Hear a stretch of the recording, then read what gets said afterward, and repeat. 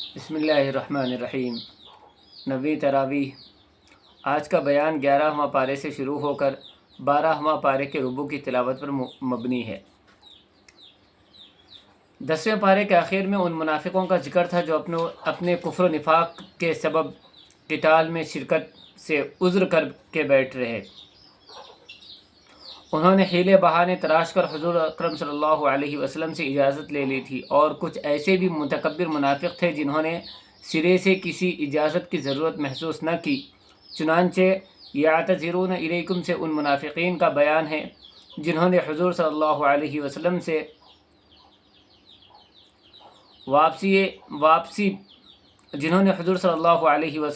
کی قتال سے واپسی پر آپ صلی اللہ علیہ وسلم کی خدمت میں حاضری دی اور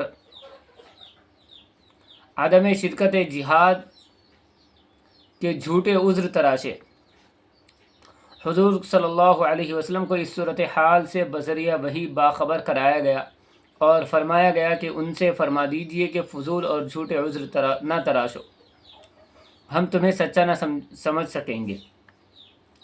اللہ تعالیٰ آگے ارشاد فرماتے ہیں کہ بعض لوگ ایسے ہیں کہ زکوٰۃ کو اپنے اوپر بوجھ سمجھتے ہیں اور حضور صلی اللہ علیہ وسلم کے حق میں زمانے کی گردشوں کا انتظار کر رہے ہیں کہ موقع ملتے ہی منحرف ہو جائے۔ ایسے لوگوں کا چکر خود انہی پر مسلط رہے، وہ سب کچھ جانتا ہے اور سنتا ہے۔ منافقین کے ذکر کے بعد مومنین کا بیان ہے کہ وہ مہاجر اور انصار جنہوں نے سب سے پہلے دعوت اسلام قبول کی اور وہ نیک لوگ جو ان کے پیچھے آئے، اللہ ان سب سے راضی ہوا اور ان کے لیے جنت کی بشارت ہے۔ اس کے بعد مسجد ضرار کا ذکر ہے جسے منافقین نے مسلمانوں میں نفاق پیدا کرنے کے لیے تعمیر کیا تھا۔ اللہ نے اس کی مذمت فرمائی اور وہ مسمار کر دی گئی۔ اس کے بعد وہ 3 صحابہ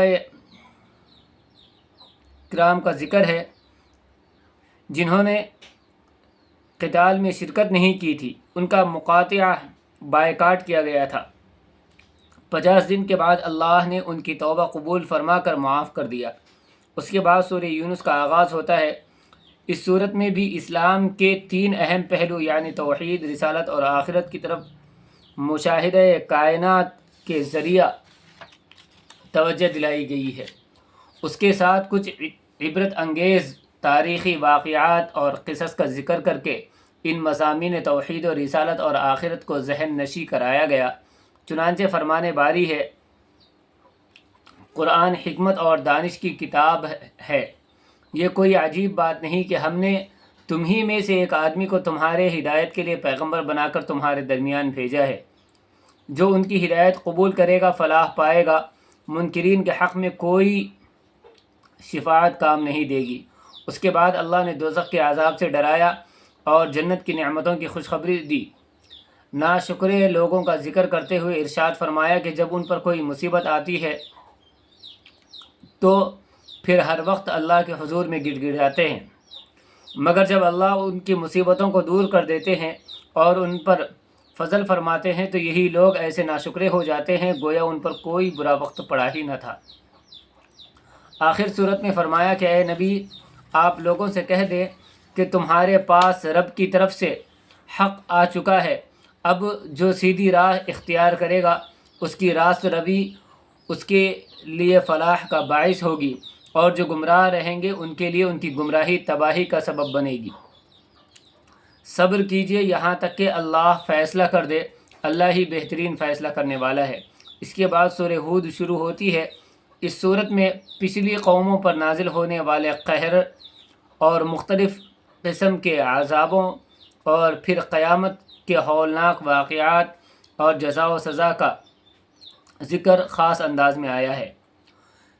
آغاز صورت میں قرآن کریم کی آیت محکم اور صاف سے یہ بیان کیا گیا ہے، پھر آگے چل کر وَمَا مِن دَابَّةٍ فِي الْأَرْضِ إِلَّا عَلَى اللَّهِ رِزْقُهَا سے فرمایا گیا کہ زمین پر چلنے والا کوئی جاندار ایسا نہیں جس کا رزق اللہ کے ذمہ نہ ہو۔ پھر کائنات کو پیدا کرنے کی حقیقت بیان کی گئی ہے۔ اس صورت میں بھی اللہ نے منکروں کو چیلنج کیا ہے کہ اگر تم یہ سمجھتے ہو کہ قرآن پیغمبر کی خود ساختہ کتاب ہے تو تم بھی اس جیسی صورتیں تصنیف کر کے لے آؤ، اپنے مددگاروں کو بھی ساتھ لے لو، یقیناً تم ایسا نہیں کر سکو گے۔